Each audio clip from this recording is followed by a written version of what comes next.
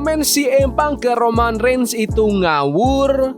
Update cedera parah Bianca Belair. Danhausen jadi ladang duit di WWE.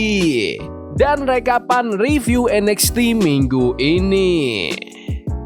Selamat datang di Extra News, di mana kita akan bahas berita dan rumor terkini tentang WWE. Komen CM Punk ke Roman Reigns itu ngawur. Segmen antara Roman Reigns dan CM Punk makin personal aja nih. Pas mereka adu mulut, Roman sempat ngeledek Punk dan janji bakal bikin Punk pensiun di WrestleMania 42 nanti.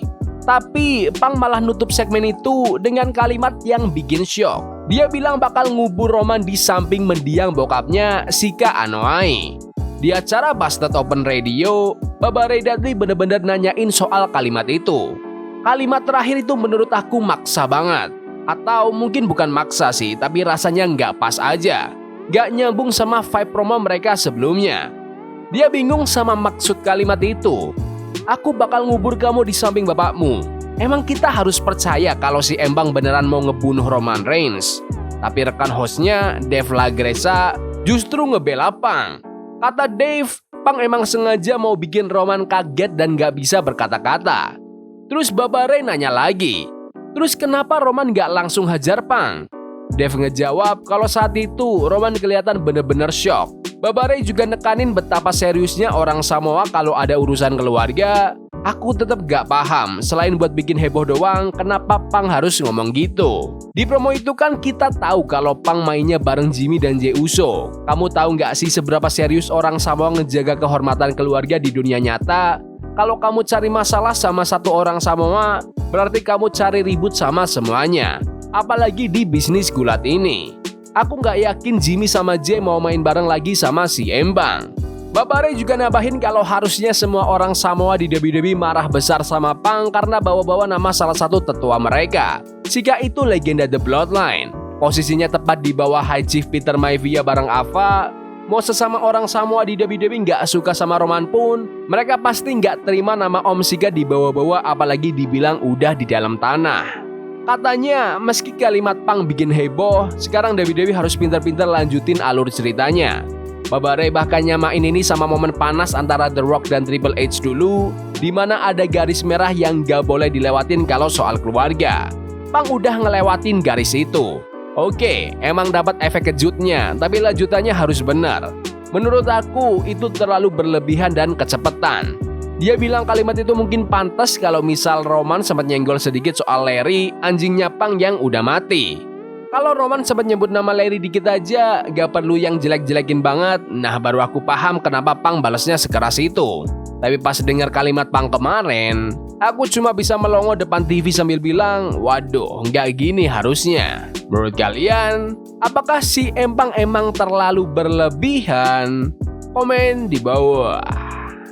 Update cedera parah Bianca Belair. Bianca Belair baru aja kasih kabar terbaru nih soal proses pemulihan cederanya dan gimana susahnya dia buat comeback ke ring. Mantan juara wanita WWE ini emang udah absen dari kelar WrestleMania tahun lalu gara-gara jarinya patah. Sebenarnya jari-jari yang lain udah sembuh, tapi ada satu jari di tangan kirinya yang gak kunjung membaik, jadi terpaksa harus dioperasi.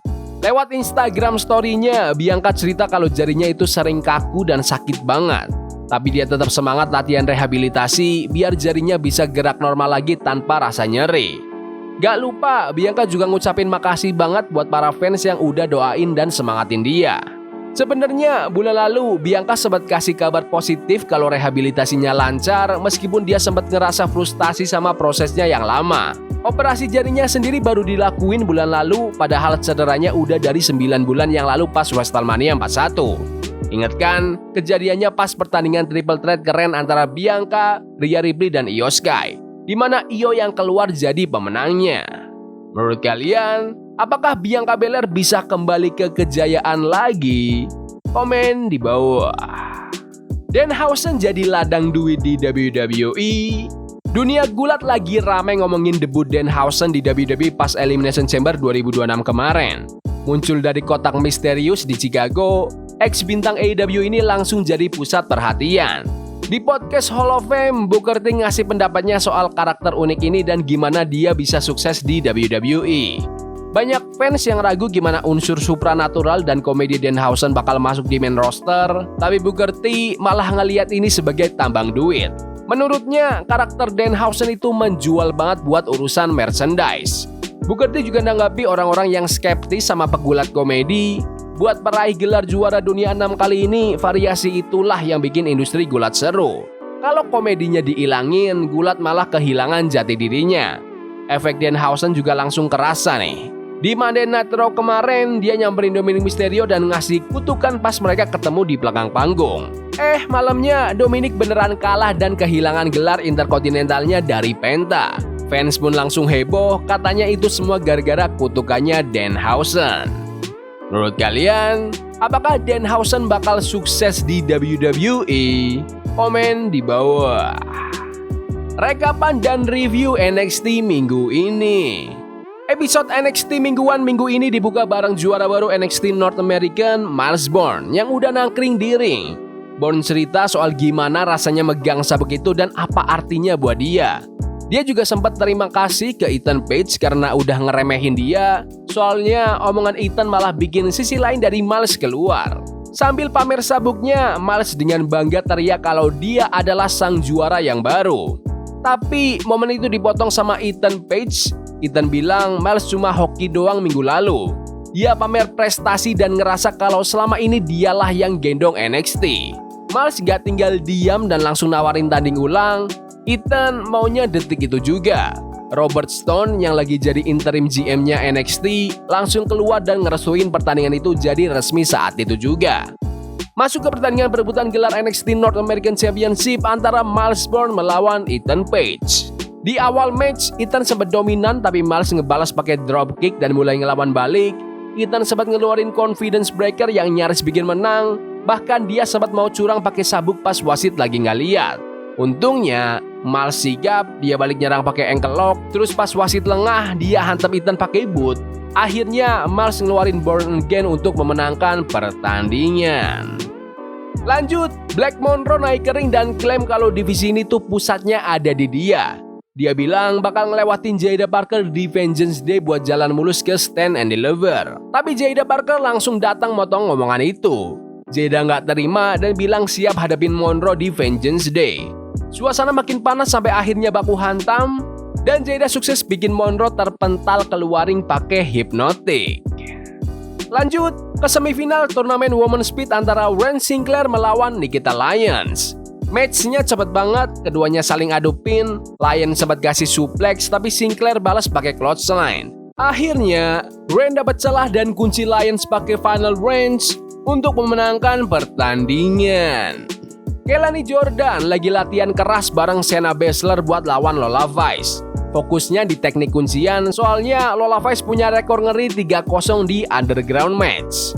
Tatum Paxley sama Izzy Dame lagi bahas masa lalu mereka. Tatum bilang mau rebut sabuk North American dari Izzy di Vengeance Day. Tatum ngasih boneka ke Izzy, tapi pas Tatum pergi, Izzy malah ngeberantakin rumah bonekanya. Pas mau masuk ke ring, Hank Walker, Tank Ledger sama Silo Hill langsung diserbu duluan sama The Vanity Project. Anak-anak Vanity Project sempat bikin Silo kewalahan di awal pertandingan, tapi akhirnya Silo bangkit dan hajar semuanya. Sempat ada gangguan juga dari pinggiring yang bikin suasana makin kacau. Silo keluarin spear maut disusul pop-up neckbreaker ke Jackson Drake untuk memenangkan pertandingan. Black Monroe balik lagi ke ring dan nantangin Jada Parker buat street fight di Vengeance Day. Jada datang dan mereka hampir berantem lagi kalau nggak dipisahin sama pegulat lain. Di belakang, Darkstead nemuin Osiris Griffin yang lagi kesakitan. Mereka nuduh Tony D'Angelo pelakunya. Dion Lennox pun langsung masuk ke ring buat manggil Tony D'Angelo. Tony muncul bawa linggis dan bilang dia bakal beresin Darkstead di Vengeance Day. Lennox gak gentar, dia bilang pengen jadi NXT Champion dan ngajak Tony ketemuan di parkiran buat nyelesain urusan. Lanjut, pertandingan perebutan gelar NXT Women's Championship antara Jacy Jayne melawan Zarya. Dua-duanya saling tukar serangan kuat di awal. Zarya sempat pamer kekuatan lewat delay vertical suplex, tapi gara-gara gangguan dari Fallon Henley sama Laney Reid, Jacy Jayne dapat momentum buat balik nyerang.